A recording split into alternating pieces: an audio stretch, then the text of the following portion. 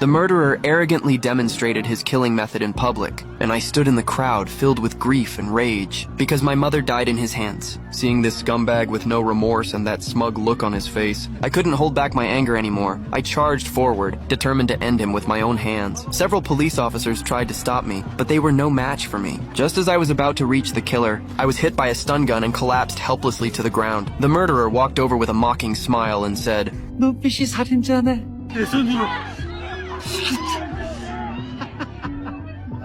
너한테까지 손상 걸지 모르겠다. Watching all this from the crowd, John froze. He saw the same pain he once had, the pain of losing someone he loved. Only those who lived through it would understand. Since Korea has no death penalty, even the worst criminals eventually walk free through loopholes. No matter how heartbroken the families are, all they can do is silently endure their loss. So John spent 20 years building a revenge base, created specifically to punish those who escaped the law. He named the team the Revenge Taxi. The members included Lisa, the hacking expert, Mark and Jim, the mechanics, and John, the mastermind behind it all. Now they only needed one thing: a highly skilled driver. After seeing my skills earlier that day, John was instantly interested. That night, he pulled up my records. Turned out, I was a retired Special Forces soldier, exactly the kind of talent the team needed. After learning my background, John approached me without hesitation and handed me a taxi driver's card, inviting me to join the Revenge Taxi and bring justice to those above the law. At that moment, I was burning with anger from being unable to avenge my mother, so I agreed right away. My first mission was a rapist who should have received life in prison, but walked free by claiming mental illness. The crowd protested with signs, but nothing changed, so they threw garbage at him in frustration. That only provoked his true nature. The criminal who acted so humble in public showed his real face the moment he got into the car. But he would never act arrogant again because he was sitting in my model taxi. At the intersection, I made a perfect drift and turned into a side road. Jim had already blocked the reporters, pretending his car had stalled. The criminal, thinking I'd shaken the reporters off, looked pleased until he realized something was wrong. I was driving him in the opposite direction. He yelled at me, demanding to know where we were going.